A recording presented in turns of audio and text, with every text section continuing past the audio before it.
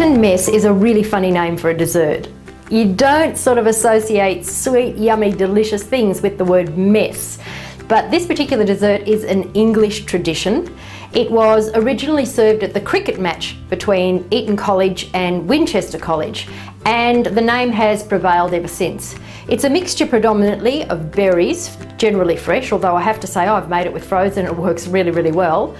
Whipped cream or a Chantilly cream that you've added a little bit of liqueur to, and meringue that you crumble up and you mix the three of those ingredients together. Now it's pretty simple. It really is a very simple dessert, but I always find it's a great fallback. If I've got people coming, I don't want to cook, and I want something that I can just throw together at the last minute, I've always got meringue in the cupboard. I always make meringue and have it available.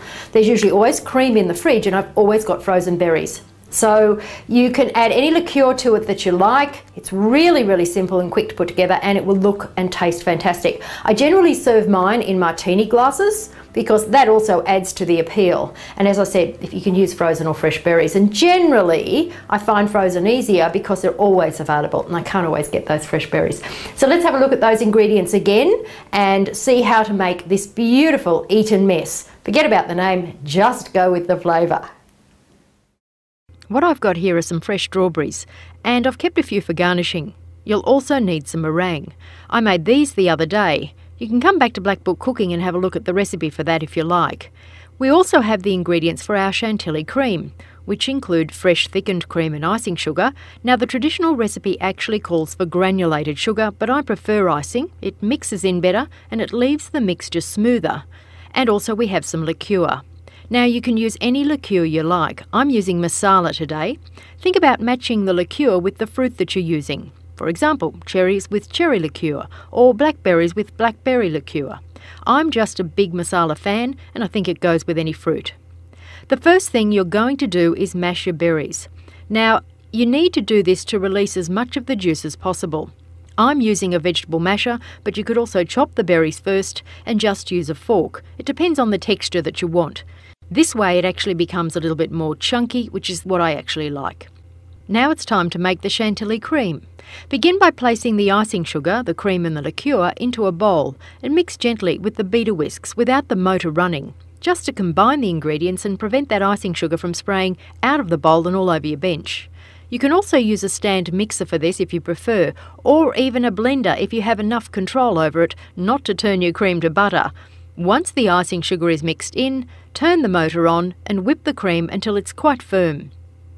Once it's whipped to the right consistency and it holds its shape, crumble your meringues into it. You can use purchased or homemade meringue, as indicated earlier. Both will work well. Don't feel compelled to make your own if it's not your forte.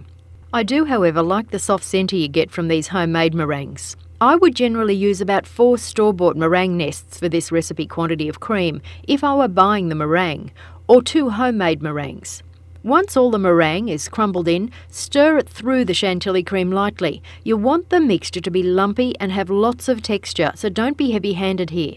Now add the berries and the juice and stir that through lightly also, making sure that the juice mixes through, giving a sort of a swirl effect. You can now see how important it is to get some of that juice out of those berries. Spoon the mixture into martini glasses or something similar, something that's glass that you can see through, so you can see all those lovely swirls of berries and cream. And then to garnish, all I usually do is add a strawberry fan on top. Now, let me show you how to make that strawberry fan.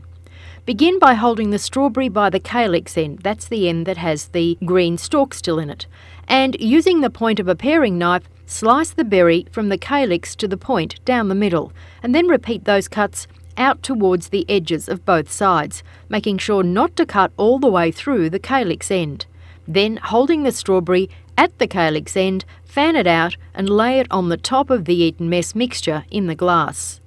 The great thing about this dessert is its speed of preparation and its inexpensiveness. If you keep the basic ingredients on hand always, you'll never be stuck, and as I mentioned earlier, you can always use frozen berries when fresh are not available. Meringues will keep for months in a cool, dry place, or you can freeze them. Always goes down a treat, always tastes great. Now here's another little thing that you can do with this dessert. Make it up and pop it into a container, like a bar tin or similar, and pop it into the freezer.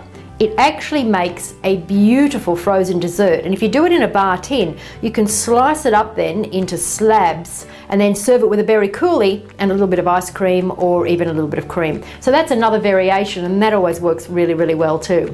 So there you go, Eton mess, not a mess, really, really great. Thanks for your company today. I hope you enjoyed the show and I hope you enjoy the channel. I look forward to seeing you again next time. I'm Victoria. Bye for now.